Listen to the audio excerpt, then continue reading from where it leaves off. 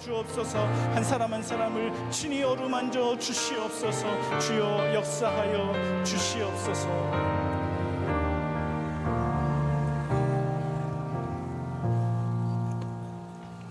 오늘 주신 은혜를 사모하며 다 같이 찬송가 314장을 부르시겠습니다. 찬송가 314장입니다.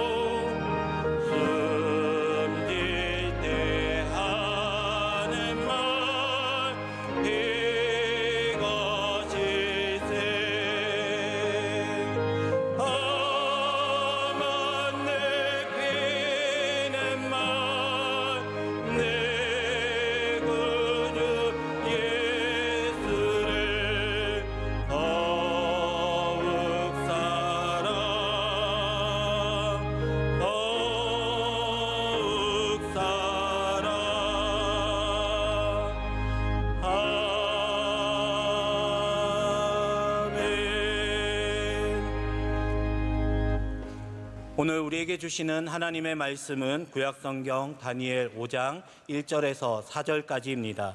구약 1240년에 있는 다니엘 5장 1절에서 4절까지의 말씀을 저와 여러분이 한 절씩 교독하시겠습니다. 벨사살 왕이 그의 귀족 1000명을 위하여 큰 잔치를 베풀고 그 1000명 앞에서 술을 마시니라.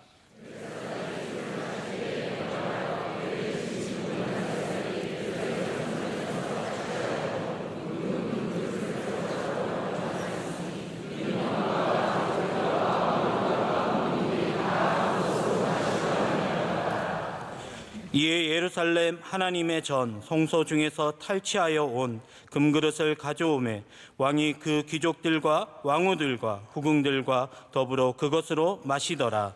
그들이 술을 마시고는 그 금, 은, 구리, 새, 나무, 돌로 만든 신들을 찬양하니라. 아멘.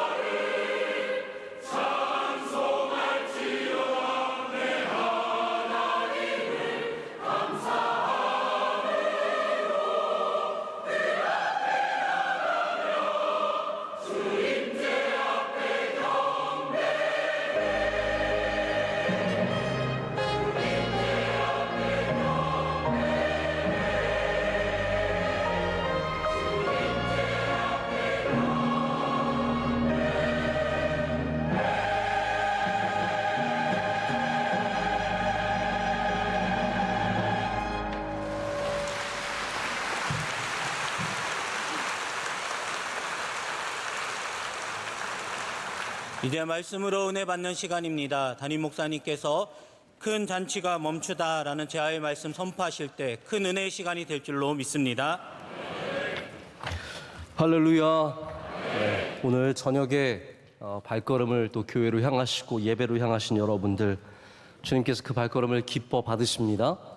기억하시고 생각하시고 잊지 않으실 줄로 믿습니다. 이 발걸음이 계속되시기를 축복하고요. 또 많은 사람들을 이 귀한 예배의 자리로 여러분 함께 하시는 여러분 되시면 좋겠습니다. 여기 오늘 이 어마어마한 잔치를 벌인 사람이 누구인지 여러분 좀 아실 필요가 있습니다. 거대한 잔치를 벌이고 귀족들만 1000명을 모아서 이 술을 거나하게 마십니다. 얼마나 많이 마셨는지 저는 잘 모르겠지만 꽤 마시면서 흥청망청 놀고 있었던 것 같습니다. 지금도 서구 사회에서는 우리가 상상하기 힘든 규모로 파티가 열립니다. 정말 돈을 천문학적으로 가진 사람들이 돈 쓸 데가 없으니까 이 파티 같은 걸 열어서 거기에 돈을 쓴다고 합니다. 제가 들어보니까 우리 아시아에 브루나이라고 하는 작은 나라가 있는데 우리나라 뭐 경기도보다 작다고 하죠.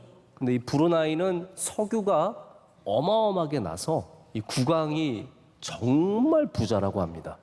석유가 나면 나라가 부자야지 왜 국왕이 부자인지는 잘 모르겠는데 국왕이 어마어마한 부자인데 그 쓸 돈이 너무 많으니까 자기가 60세 생일 때는 벌써 십몇 년 전 일인데 60세 생일을 맞았을 때는 거기도 환갑이 있는지 잘 모르겠는데 1만 명을 초대해서 뭐 거기에 수백억을 써가지고 유명한 가수도 초청하고 세계적인 가수들 다 데려와서 파티를 벌리고 이번에는 6째 아들이 결혼을 했대요. 그래서 원래 제가 뭐 정확하게 모르겠지만 이슬람 법상으로는 3명까지 아내를 둘 수 있는데 솔깃하십니까? 근데 뭐 이분은 몇 명인지 알 수도 없고 그런데 6번째 아들이 결혼을 하게 되었는데 그 파티도 우리가 상상하는 모든 것을 초월할 정도로 정말 대단했다고 합니다. 그런데 이런 파티를 하는 분들, 그런 나라, 그러한 뭐 가문 이런 걸 보면은 제가 볼 때 겸손과는 거리가 먼 것 같아요. 겸손과는 거리가 멀고 소박함과도 거리가 멀지 않을까 생각을 합니다. 그게 바로 지금 벨사살의 상황입니다. 이 파티를 여는 이 모습을 보고 이거 하나만 갖고 우리가 뭐라고 할 수는 없지만 귀족들만 1000명을 모아서 술 파티를 벌리는 걸 보면 이 왕이 어떠한 사람인지를 우리는 알 수 있습니다. 자, 성경이 여러분에게 벨사살이 누군지 설명해 주던가요? 혹시 성경에서 벨사살이 누군지 설명을 보신 적 있으십니까? 자, 제가 쉬운 질문만 한다고 했죠? 네. 없습니다. 성경은 벨사살이 누군지 전혀 정보를 주지 않고 느부갓네살에서 벨사살까지 어떻게 가는지도 전혀 가르쳐 주지 않습니다. 근데 갑자기 4장이 마치고 나서 5장이 갑툭 튀어요. 갑자기 툭 튀어나왔어요. 벨사살이에요. 벨사살이 나와서 여기서 그가 파티를 벌이고 있는데 하나님의 손가락들, 하나님께서 보내신 손가락들이 나와서 벽에 글을 쓰기 시작합니다. 자, 이걸 보면서 여러분 다니엘서를 읽는 사람들이 어떤 마음일까요? 벨사살을 뭐 대부분 그 사람들이 알고 있었다라고 전제할지라도 이 상황이 굉장히 급박하게 진행됐다는 것을 아마 이 다니엘서를 읽는 사람들은 분명히 느꼈을 겁니다. 그리고 그것이 바로 성경의 의도입니다. 이렇게 이 나라가 느부갓네살에서 벨사살까지 오게 되는데 이 나라가 망하는 것이 순식간이라는 거예요. 이 나라가 대단하고 영원할 것 같았지만 갑자기 어느 날 그날 밤에 파티를 벌이고 있는데 하나님의 손가락들이 나타나고 결국은 벨사살이 나중에 죽임을 당하고 그리고 바로 6장부터 메대가 등장하고 다리오가 등장합니다. 여러분 대단한 가문, 대단한 기업, 대단한 존재인 것 같지만 하나님을 경외하지 않고 이렇게 교만하고 이렇게 흥청망청 살아가고 자 오늘 그리고 여러분 이게 주제는 아니라는 거 아십시오. 흥청망청이 주제는 아닙니다. 제가 오늘 여러분께 정말로 드리고 싶은 말씀은 흥청망청 살지 말라가 아니라 하나님을 경외하는 삶을 살라는 거예요. 그래서 이 성경의 오늘 말씀의 주제도 술을 얼마나 마셨느냐, 몇 명이 술을 마시면 망하느냐, 1000명이 마시면 망하는구나, 이 얘기가 아니라는 거예요. 이게 술을 얼마나 많이 마셨기 때문에 망한다는 이야기도 아니고 1000명이 모였기 때문에 망한다는 이야기도 아닙니다. 결국은 이 성경은 벨사살이 어떤 사람인지를 우리에게 보여주고 있습니다. 하나님의 글자도 결국 무게를 재잖아요. 누구의 무게를 잽니까? 벨사살의 무게를 재고 있거든요.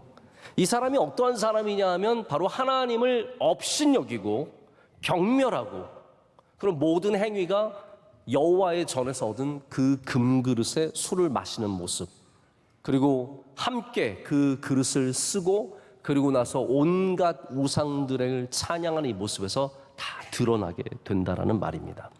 자, 성경이 벨사살을 잘 보여주지 않기 때문에 제가 여러분께 좀 벨사살을 보여드려야 해요. 먼저 렘브란트가 그린 벨사살의 그림을 한번 볼까요? 렘브란트가 워낙 성경에 있는 사건들을 이야기들을 그림으로 잘 표현했잖아요. 렘브란트는 참 빛을 잘 아름답게 사용할 수 있는 사람이었는데 하나님의 손가락이 나타나서 글 쓰는 장면에서는 아주 밝은 빛을 보여주고 있고 그것을 뒤돌아보는 벨사살, 이게 참 놀라운 순간이죠. 앞도 아니에요. 뒤에 나타나서 내가 모르는 사이에 이런 일이 순식간에 자신에게 닥치는 것을 보게 되는 장면이 저 바로 그림입니다. 자, 다시 저를 보여주시고요. 이게 벨사살인데 벨사살은 어떠한 사람이냐면 먼저 이것부터 말씀을 드릴게요. 벨사살에 대한 기록이 없습니다. 벨사살에 대한 기록이 어디에도 없습니다. 자, 그러면 벨사살은 가공의 인물일까요? 사실 이 벨사살이 없다는 이유 때문에 많은 사람들이 다니엘서가 소설이라고 그랬어요. 이거 소설이다. 아니, 벨사살이 무슨 바벨론의 마지막 왕이라고, 나보니두스라는 왕이 바벨론의 마지막 왕이에요. 그러니까 사람들은 이건 틀린 이야기고 잘못된 이야기고 벨사살은 없으니까 끝이라고 했는데 놀라운 발견을 합니다. 이래서 여러분 고고학이 성경에도 중요한 거예요. 예를 들어서 여러분이 쿰란 성경은 들어보신 적 있으시죠? 네, 사해 사본 이런 거 들어보신 적 있으시죠? 사해 사본이 왜 중요해요? 여러분은 오래됐기 때문에 중요하다고 생각하실 거예요. 오래됐어요. 목사님 오래되면 다 중요한 거예요. 아닙니다. 여러분 유품을 1000년 남겨놓아도 중요하지 않습니다. 3000년 뒤에 누군가가 여러분의 유품을 발견하면서 뭐 이거 봐 3000년 전 거야. 빨리 갖다 버려야지 이렇게 되는 겁니다. 저도 발굴을 많이 해봤는데 발굴하면요 진짜 별의별 게 다 나옵니다. 처음에는요 그 감동이 이루 말할 수가 없어요. 한 번 이렇게 파고 있는데 뭐가 이렇게 탁 나왔어요. 그래서 너무 놀래가지고 교수님한테 가서 제가 이거 언제 거냐 그랬더니 교수님이 이거 한 아브라함 때쯤. 저는요 전율이 있는 거예요. 아브라함 때? 그럼 만약에 아브라함이 이것을 건드렸을 수도 있잖아. 근데 파니까 아브라함 때께요 색깔로 나와요. 이 깨진 거 조각들 아무것도 아닌 거 막 억수로 나옵니다. 그러니까 하나도 안 중요해요. 다 모아서 결국은 어떻게 하냐면 다 모아서 갖다 버립니다. 그러면 우리 한국 사람들이라든지 신기한 사람들이 그거 갖다 주워가지고 집에 가져가는 거예요. 자, 여기 벨사살에 대해서 고고학을 어떻게 발견하게 됐냐면 1854년에 영국의 고고학자가 바벨론의 옛 지역들을 돌아다니다가 한 비문을 보게 되는데 그 고대 비문에 뭐라고 써 있었냐면 거기에 나보니두스 왕과 그의 아들인 벨사살을 위한 기도라는 것이 적혀 있는 것을 발견하게 되었어요. 그래서 벨사살은 누구입니까? 나보니두스로 가는 모든 사람이 바벨론의 마지막 왕으로 알고 있는 바로 그 왕의 아들이었어요. 자, 그런데 왜 벨사살이 왕이었을까요? 실제로 벨사살은 왕이라는 타이틀을 갖고 있지는 않았지만 현실적인 왕의 임무를 갖고 행했던 사람입니다. 제가 그거를 좀 설명을 드릴게요. 여러분 이런 건 알아두시는 게 좋습니다. 뭐 별 이야기는 아니지만 여러분께서 좀 알아두시면 성경을 이해하는 데 도움이 됩니다. 제가 그래서 여러분을 위해서 친절하게 직접 글로 써서 여러분께 보여드릴게요. 자, 벨사살, 벨샤자르라고 하는 사람입니다. 느부갓네살도 느부갓네살 2세예요. 원래 바벨론을 시작한 사람은 느부갓네살 1세입니다. 느부갓네살 1세가 이런 것도 좋아하시는 분들 계시네요. 잘 열심히 들으시는 분들. 느부갓네살 1세가 이스라엘 예루살렘 진격을 하고 전쟁을 벌이지만 실제로 바벨론을 진짜로 세우는 사람은 느부갓네살 2세입니다. 느부갓네살이 굉장히 긴 통치를 마치고 562년 BC에 죽습니다. 그래서 느부갓네살의 아들인 에월무로닥이라고 하는 왕이 등극을 합니다. 근데 이 사람이 1년밖에 하지를 못합니다. 그리고 나서 이 에월무로닥의 이복 동생이죠. 이복 동생이면 여전히 느부갓네살의 아들인 것을 말하는 겁니다. 그 아들인 네리글리사르가 형을 암살합니다. 그리고 4년 동안 이 네리글리사르가 통치를 합니다. 그런데 여기에 반격을 한 하나의 쿠데타를 일으킨 사람이 있는데 라바시 마르두크라고 하는 사람입니다. 이 사람이 바로 죄송합니다. 이 아들이 라마시 마르둑이 4년 후에 아버지 통치를 받았는데 한 달 만에 결국은 왕위를 내려놓게 됩니다. 그 왕위를 추출시킨 사람이 바로 이 마지막 바벨론의 마지막 왕인 나보니두스라고 하는 왕이에요. 자, 나보니두스는 그런데 느부갓네살의 딸과 결혼을 합니다. 그래서 느부갓네살의 딸과 결혼을 함으로써 정당성을 인정받기를 원했기 때문에 오늘 벨사살이 누구의 아들이라고 나옵니까? 오늘 성경 읽으셨잖아요. 느부갓네살의 아들이라고 표현이 되는 거예요. 하지만 정작은 느부갓네살의 원래 아들은 아니고 이 나보디누스가 왕권을 좀 더 공고하게 세우기 위해서 전략적으로 결혼한 다음에 갖게 된 아들이기 때문에 엄격히 말하자면 손자라고 말할 수 있어요. 손자라고 말할 수 있는데 성경은 뭐 때로는 아들, 손자 이런 것들이 번갈아서 나오기도 하기 때문에 자, 그걸 넘어갑니다. 자, 근데 문제는 뭐냐면 나보디누스가 이 사람이 달을 숭배하는 왕이었습니다. 근데 이 나라는 지금 벨샤살이잖아요. 뭐를 숭배하겠어요? 벨이에요. 마르둑을 숭배하는 나라예요. 그래서 어떤 이유에서인지는 분명하지 않지만 이 나보니두스가 도시를 이전해서 먼 곳에서 삽니다. 800km 떨어진 곳에서 삽니다. 어떤 사람들은 뭐라고 말하냐면 나보니두스가 마지막에 전쟁을 많이 해서 항상 수도를 비워놨다. 뭐 이것도 말이 됩니다. 어쨌든 중요한 거는 이 바벨로니아라고 하는 수도의 왕이 10년 동안 오지 않았다는 겁니다. 그럼 누가 이 나라를 다스렸겠습니까? 그때 벨사살이 이 나라를 다스림으로 말미암아 우리가 벨사살이 왕이었다라고 이렇게 얘기를 하는 거예요. 자, 여러분 이거를 외울 필요는 없습니다. 제가 이걸로 시험을 보는 것도 아니고 중요한 얘기는 굉장히 중요한 얘기는 아니지만 최소한 우리가 성경 안에서 안 적힌 역사, 그냥 넘어간 역사에 대해서 여러분이 요 정도는 알고 계시면 좋겠다는 생각으로 제가 벨사살을 잠깐 소개를 했습니다. 자, 이제 우리가 벨사살이라고 하는 사람을 좀 알았습니다. 여러분 이해가 되셨습니까? 자, 느부갓네살과 그래서 관계가 있는 거예요. 자, 그런데 여기 전혀 다른 사람, 우리는 느부갓네살과 벨사살을 좀 비교해 봐야 합니다. 이 두 사람은 완전 다른 사람입니다. 다른 환경입니다. 그런데 성경은 뭘 보여주냐면 이 두 사람이 하나님에 대해서만큼은 똑같은 모습을 갖고 있었다는 것을 우리에게 보여주고 있습니다. 한번 그걸 얘기해 볼까요? 느부갓네살이 하나님의 계시를 받았을 때 그의 나무가 전부 다 베어지고 그루터기만 남고 사슬이 묶이고 그가 짐승처럼 살아갔던 그런 환상을 봤을 때 그 본문이 시작하는 게 어떠한 형태였습니까? 그가 지은 아름다운 궁정에서 그가 이룬 수많은 업적 위에서 그가 궁정을 거닐면서 지붕을 거닐면서 그가 교만이 하늘을 찌르고 있을 때 하나님께서 그에게 임하셨다는 얘기를 우리가 본 적이 있습니다. 자, 느부갓네살은 어떤 사람이냐면요, 건축가라고 할 수 있습니다. 건축가. 한번 따라해보겠습니다. 건축가.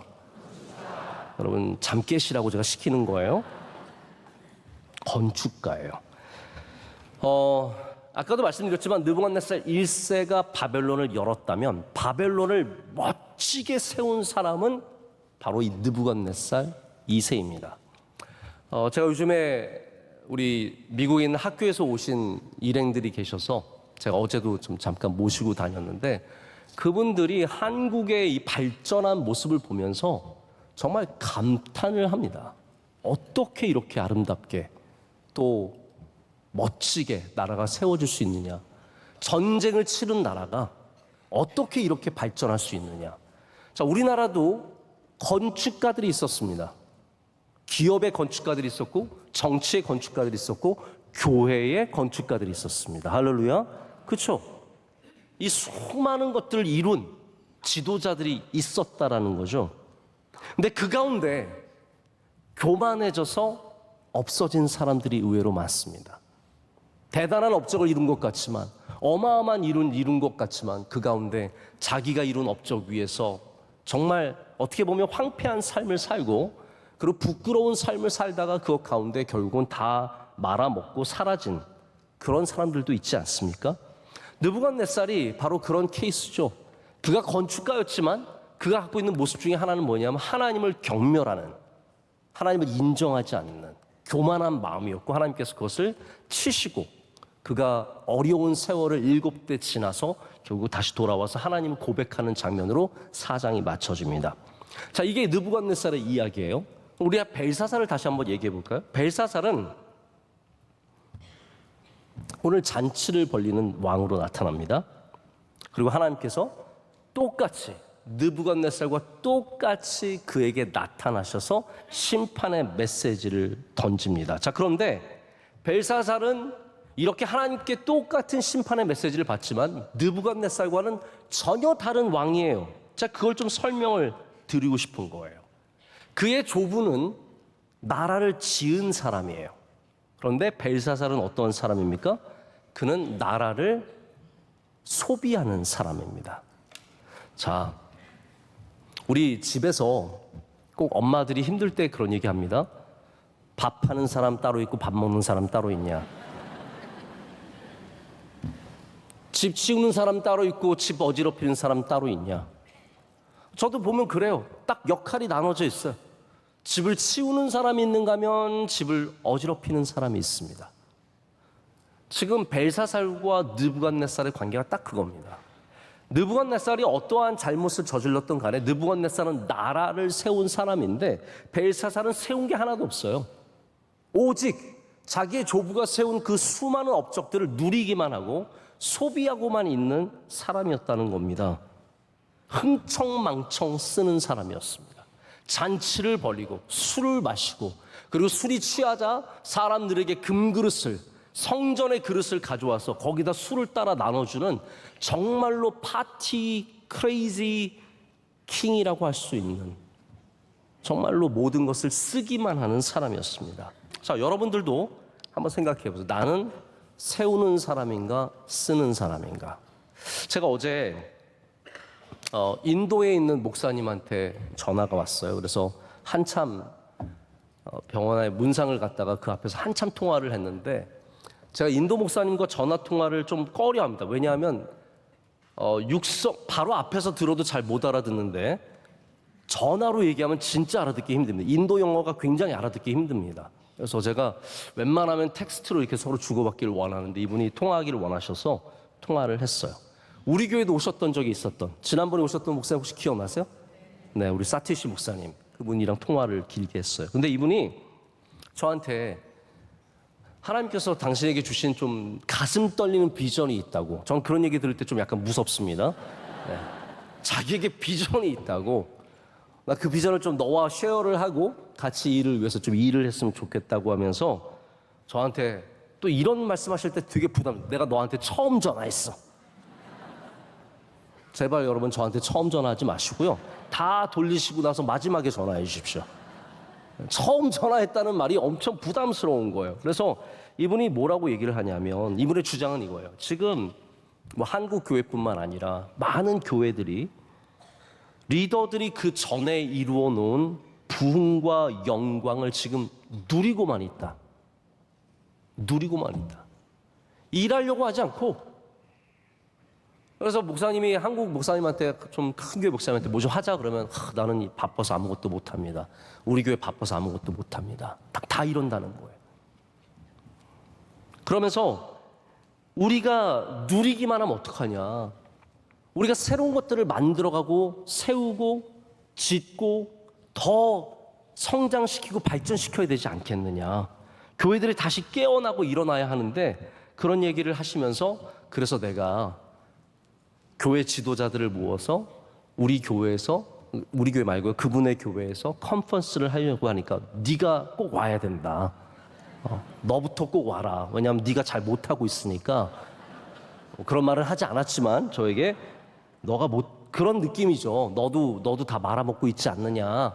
너도 다 그런 상황이니까 꼭 와서 우리 교회를 위해서 좀 일해야 되지 않겠느냐. 근데 제가 그 전화를 끊고 제가 솔직히 좀 속으로 많이 반성 아닌 반성? 제가 좀 많이 돌아보는 시간을 가졌습니다. 왜냐하면 여러분 지금 우리 명성교회가 갖고 있는 모든 것들은 다 우리 원로 목사님 때 이뤄놓은 업적들입니다. 그렇지 않습니까? 우리 찬양대 다 원로 목사님께서 그때 이루어놓으신 어떤 목회의 방향이었고 여러분께서 그 방향에 발맞추어 여기까지 오신 겁니다. 그렇죠? 네. 우리 솔리스트 분들, 우리 원로 목사님께서 정말 사랑해 주시고 요즘에 솔리스트 분들이 저한테 좀 불만이 있다는 얘기를 제가 들었어요. 왜냐하면 나는 안 사랑해 준다고. 저도 사랑합니다. 몹시 사랑합니다. 네. 우리 수요 예배가 이렇게 아직도 채워질 수 있는 것은 다 원로 목사님 때 이루는 어떤 볼륨, 매스 그거를 갖고 하는 거예요. 새벽 예배, 토요일 새벽을 깨우는 가정, 특별 새벽 집회, 하계산상송회. 아멘을 하긴 좀 이상하죠, 그렇죠? 네. 선교, 군선교, 병원선교, 학원선교. 제가 가만히 생각해 보니까 원로 목사님이 다 쌓아놓기만 하고 저는 다 해먹고만 있는 거예요, 지금. 계속 깎아만 먹고 있는 거예요. 제가 다 손해를 교회에 끼치고 있고 깎아 먹고 제가 오늘 이 말씀 제가 준비를 하고 있어서 제가 벨사살 같은 거예요. 원로 목사님 느부갓네살처럼 여러분 너무 고개를 끄덕거리지 마십시오. 네. 제가 벨사살 같은 거 그랬더니 동의하셔도 마음으로만 하세요. 네. 너무 이렇게 드러나게 하시면 안 돼요.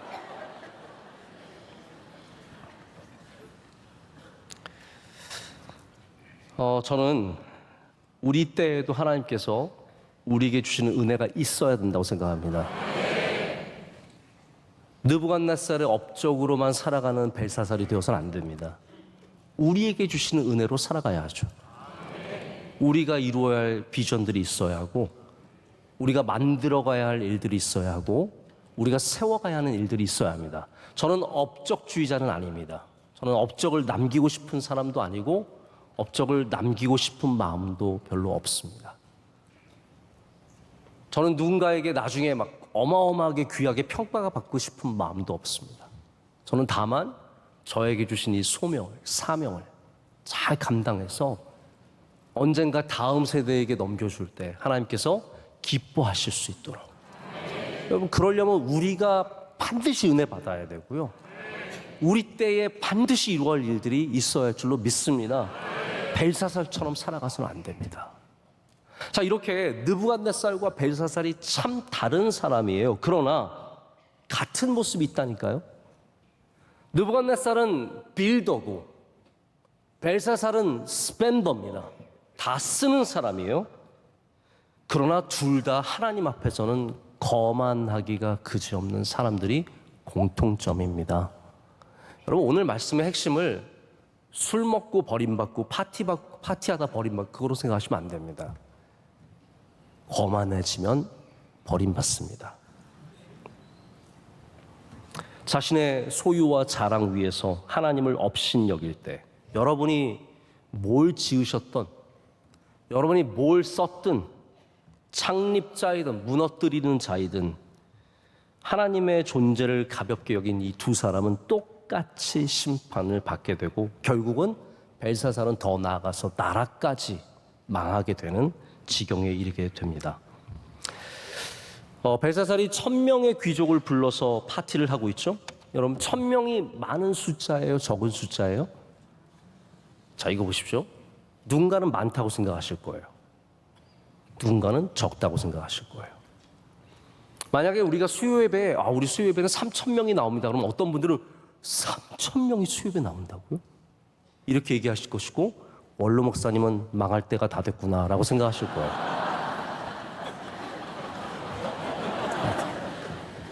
여러분, 이 숫자의 개념을 아시겠습니까? 1000명의 귀족이 불려와서 잔치가 시작되는데, 여러분, 1000이라고 하는 숫자가 성경에서는 분명히 뭔가 의미가 있는 숫자임은 분명합니다. 그렇죠? 예를 들어서 솔로몬이 1000명의 여인을 두었습니다. 700명의 후궁과 300명의 첩을 두었습니다. 저는 후궁과 첩이 뭐가 이렇게 차이가 있는지는 잘 모르겠는데 아무튼 1000명의 여자를 두었어요. 그 1000명이 의미 있는 숫자입니다. 자, 근데 솔로몬이 또 1000이랑 뭐가 관계 있어요? 1000번제를 드렸잖아요. 1000번제로 복을 받았어요. 1000번제 드리고 나서 하나님께서 나타나셔서 솔로몬아, 너 뭐 원하니? 하나님 지혜를 주십시오. 분별력을 주십시오. 그래서 하나님께서 지혜뿐만 아니라 모든 복을 솔로몬에게 다 주셨어요. 그런데 그 1000번의 제사로 얻은 하나님의 그 놀라운 은혜가 1000명의 여자와 함께 다 사라지는 겁니다. 1000이라는 숫자가 얼마나 미묘합니까? 하나의 1000은 솔로몬을 복되게 했는데 또 하나의 1000은 솔로몬을 망하게 했습니다. 1000명의 사람이 내 파티에 와도, 여러분 1000명이 여러분의 파티에 왔다고 생각해 보십시오. 정계의 지도자들이 여러분의 환갑에 1000명이 왔어요. 말도 안 되는 일이죠. 여러분이 아들을 낳아서 돌잔치를 하는데 1000명이 왔어요. 그러면 그 정도면 대단한 사람 아닙니까? 중요한 건 이겁니다. 내 파티에 1000명이 와도 나를 살릴 수 없다는 사실을 알아야 된다는 거예요. 1000명이 아니라 10,000명이 와도 10만 명이 와도 나를 살릴 수 있는 건 아닙니다. 여러분, 아는 분 좀 계십니까? 이 시대는 아는 사람이 능력이더라고요. 저도 살아가면서 누구 아는 게 굉장히 자랑스러울 때도 있고, 누구 아는 사람 보면 부러울 때도 있고, 아는 것이 힘입니다. 그런데 1000명을 알아도, 10만 명을 알아도, 1000명의 정치인을 알고, 1000명의 기업인을 알고, 1000명의 목사들을 알고, 1000명의 유명인을 알아도 그게 하나님 앞에 어떠한 천인지는 여러분이 분별하실 수 있어야 합니다. 복 받는 천이 되셔야 돼요. 망하는 천이 아니라 은혜가 있는 천을 가져야 합니다. 여러분, 우리 찬양대 1000명 서면 얼마나 좋습니까? 할렐루야. 1000명의 파티보다 1000명의 찬양대가 얼마나 훨씬 더 아름답고 귀합니까? 1000이라는 것이 이렇게 왔다 갔다 하는 겁니다. 어떤 사람은 1000만 원이 있어도 불행하고요, 어떤 사람은 1000만 원이 있으면 기뻐 감사합니다. 여러분, 1000만 원 있으세요?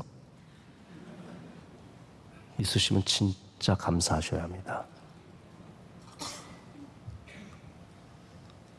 1000만 원이 있어도 교만한 사람이 있고요, 1000만 원이 있어도 겸손한, 1000억이 있어도 겸손한 사람이 있습니다.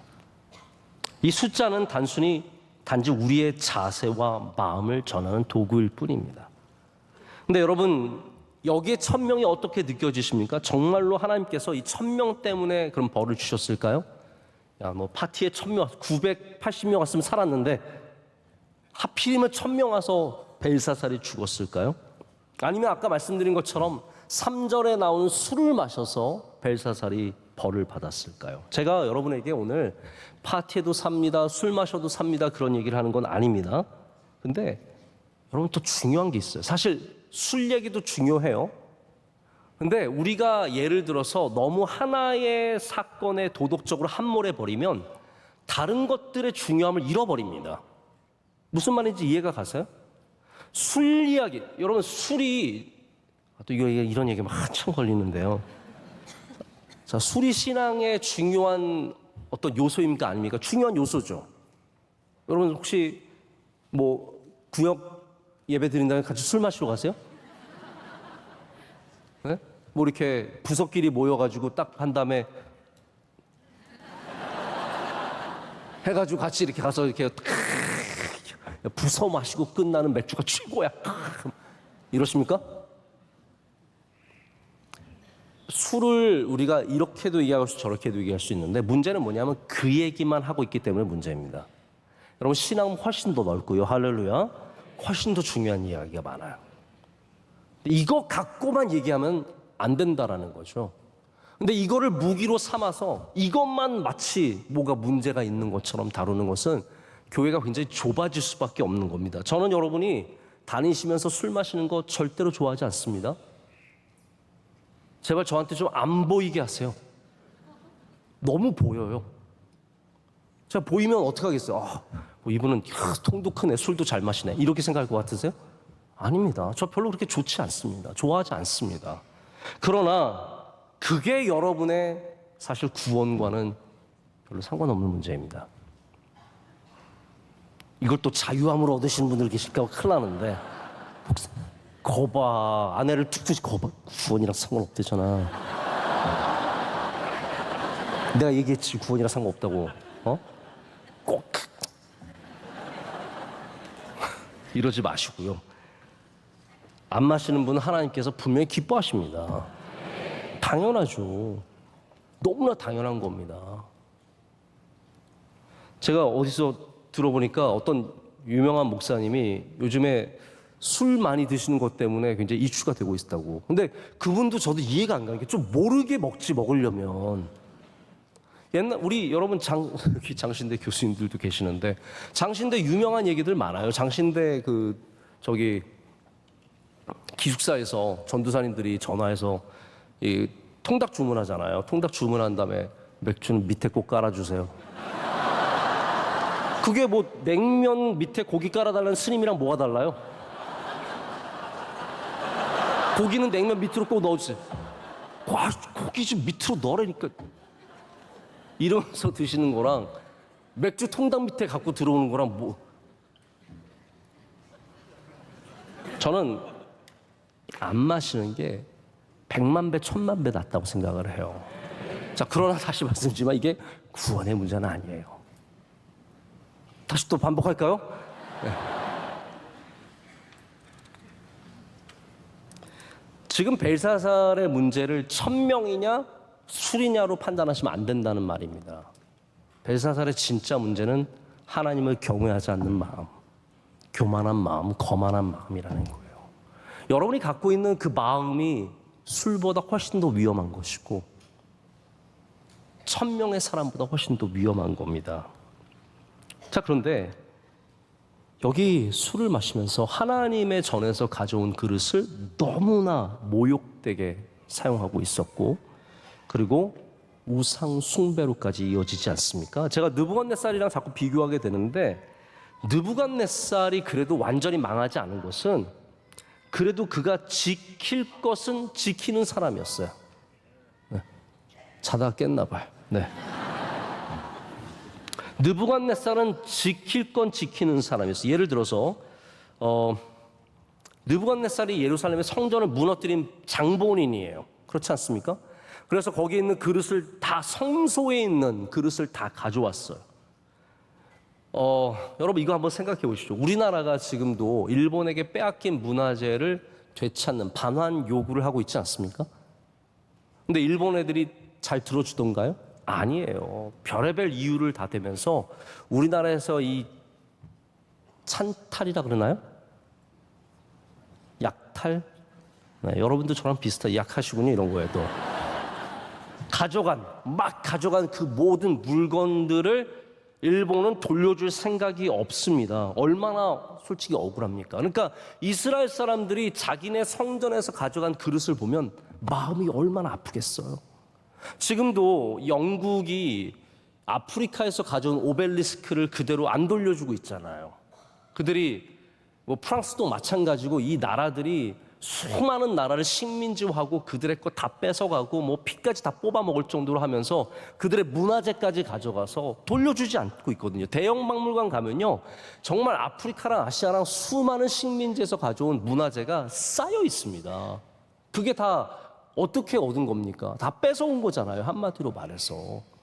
거기에 뭘 자랑을 할 수 있겠습니까? 근데 지금 이 무식한 이 벨사샬이 지금 그거를 갖고 잔치를 벌리고 조롱하고 있는 겁니다. 근데 느부갓네살 아까 말씀드린 것처럼 좀 다른 사람이었어요. 그래도 최소한 1장 2절을 보면 어떻게 되어 있냐면 느부갓네살이 이런 말씀이 있어요. 주께서 유다 왕 여호와김과 하나님의 전 그릇 얼마를 그의 손에 넘기시매. 느부갓네살이 손 넘기셨다는 거예요. 그가 그것을 가지고 신할 땅 자기 신들의 신전에 가져다가 그 신들의 보물 창고에 두었더라. 자, 보십시오. 느부갓네살은 최소한 이 그릇들을 가져와서 막 쓰지 않았어요. 왜냐하면 이게 이스라엘 사람들에게 중요하다는 것을 알았기 때문에 이거를 모욕되게 쓰진 않았습니다. 최소한 이것을 보물 창고라고 하는 창고에 보관은 할 수 있는 사람이었는데 벨사살은 달랐다는 거예요. 그 그릇들을 꺼내가지고 모욕하는 거죠. 여러분, 안 믿을 수는 있습니다. 안 좋아할 수도 있지만 모욕하는 건 또 다른 이야기입니다. 제가 이 시대가 참 안타깝다고 생각하는 것은, 이 시대가 바벨론의 벨사살 같다고 생각하는 것은 하나님을 모욕하는 사람들이 너무 많아요. 여러분, 그런 생각 안 드세요? 아니, 저는 그런 분들이 어떠한 생각으로 그러는지 모르겠는데 말로, 막말로, 이미지로, 영상으로 하나님과 교회를 정말로 모욕하고 짓밟고 상상할 수 없는 언어로 난도질하는 사람들이 의외로 정말로 많습니다. 공격적이고 악의적이고 또한 저는 이렇게 표현하고 싶어요. 무식하기 때문에 갖는 그러한 생각들을 그대로 다 표현합니다. 벨사살이 그런 겁니다. 딱 벨사살이 그런 사람이에요. 예루살렘에서 성전에서 가져온 이 그릇으로 술을 마시고, 제가 볼 때는 금그릇에 술을 마시는 게 맞아요? 저는 알코올과 금속이 만나면 뭔가 문제가 생길 것 같은데 이 금그릇에 술을 마시면서 나눠주고 있습니다.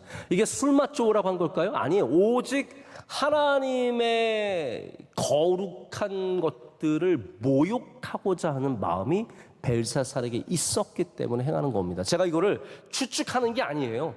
분명히 벨사살이 그런 사람이었다는 겁니다. 그리고 하나님께서 그것을 아셨기 때문에 이날 글씨를 쓰신 겁니다. 이걸 알게 하는 구절이 4절입니다. 결국 이렇게 하죠. 그들이 술을 마시고는 그 금, 은, 구리, 쇠, 나무, 돌로 만든 신들을 찬양하느니라. 성전에서 가져온 그릇으로 술을 진탕하게 마신 다음에 이제는 그들의 우상, 신을 찬양하기 시작합니다. 이걸 한마디로 이스라엘의 야훼를 우리가 이겼노라라고 말하는 것과 마찬가지입니다. 제가 자꾸 일본 얘기를 해서 죄송한데, 여러분, 일본 사람이 우리 한국 사람이 만든 백자가 분명한데 거기에 막 스시를 깔아놓고 돈가스를 깔아놓고 옆에다가 막 다케시마는 우리 땅이다 막 이렇게 써놓고 방송하고 있으면 여러분, 그걸 우리가 기분 좋게 볼 수 있겠습니까? 무식한 아이들이, 여러분, 혹시 여러분의 아이들은 그런지 모르겠는데 저희 아이들도 가끔 가다가 이제 서로 기분 안 좋은 게 있으면 서로의 물건을 들고 협박합니다. 나 이거 찢을 거야. 나 이거 던질 거야. 그런 거 있죠, 좀. 뭐 자주 오해하지 마시고 자주 그러는 건 아닌데 아이들이 그럴 수 있거든요. 그게 뭐예요? 유치한 거잖아요. 남의 걸 가지고 그러는 거. 지금 이 벨사살이 왕이 가져야 하는 무거움은 전혀 없이 하나님의 성전에서 가져온 그릇으로 술을 마시고 하나님을 모욕하고 있는 겁니다. 저 이제 말씀을 제가 맺습니다. 저는 하나님이 우리를 참 잘 참으시는 분이시라고 분명하게 믿습니다. 지금도 우리를 참고 계시죠. 저는 하나님이 저를 지금 엄청 참아주고 계시다는 것을 알고 있기 때문에 굉장히 두렵습니다. 저를 참아주고 계세요. 하나님은 때로는 우리의 의심도 참아주십니다. 막 딸이 맨날 엄마한테 가서 우리 엄마 아니지. 이렇게 말하면, 계속 말하면 어떻겠습니까? 근데 하나님은 우리의 의심도 참아주시죠. 하나님 살아계신 거 아닌 것 같은데, 하나님 계시지 않은 것 같은데, 계속 이렇게 해도 하나님은 다 참아주십니다. 하나님은 우리의 죄도 많이 참아주십니다. 오늘도 우리를 참아주시는 겁니다. 그러나 하나님께서 우리가 하나님을 우습게 여기고 경멸하고 모욕하고 하나님의 것들을 감히 훼손하는 일에 대해서는 경고하시는 분이심을 여러분 꼭 아셔야 합니다. 우리 하나님을 경외하는 사람이 지혜로운 사람이죠. 하나님을 두려움의 존재로 인식할 수 있다. 여러분, 그게 이상한 차원의 두려움은 아닙니다. 막 무서워서 집에 못 들어가는 그런 두려움은 아닙니다. 그러나 하나님의 존재가, 그래서 저는 그 C.S. 루이스가 나니아 연대기 할 때 아슬란이라고 하는 존재를 사자로 표현하잖아요. 사자로 표현하는 이유가 뭘까요? 그분은 널 해치지 않아. 그러나 너는 그분을 두려워해야 돼. 이거거든요. 그분은 널 사랑하셔. 그러나 너는 그분을 두려워해야 돼. 이게 아슬란이 보여주는, 사자가 보여주는 예수 그리스도의 상이에요. 예수님 우리를 사랑하십니다. 할렐루야. 우리를 기뻐하세요. 그러나 우리는 그 예수 그리스도를 경외하는 마음을 가져야 된다는 거죠. 이 시대가 얼마나 많은 벨사살로 가득한지를 한번 생각해 보십시오. 하나님을 모욕하는 사람들이 너무나 많습니다. 저는 하나님을 모욕하는 사람들이 밉다기보다는 우스워 보이고요, 미련해 보이고 무식해 보일 뿐입니다. 여러분, 미련한 사람 되지 않으시길 축복합니다. 우스운 사람 되면 안 됩니다. 하나님 앞에 여러분 미련한 사람 되지 마십시오. 다시 우리가 이 잔치에서 깨어나야 합니다. 이 잔치를 끝내야 합니다. 우리는 하나님 앞에 정신을 차리고 술에서 깨어나고 잔치에서 깨어나서 우리 하나님 앞에, 거룩하신 하나님 앞에 다시 우리의 자세를 바로잡고 설 때 하나님께서 여러분의 삶을 회복시켜 주시고 은혜로 덮어 주실 줄로 믿습니다. 우리 함께 찬양하시고 또 우리 뜨겁게 기도하는 시간.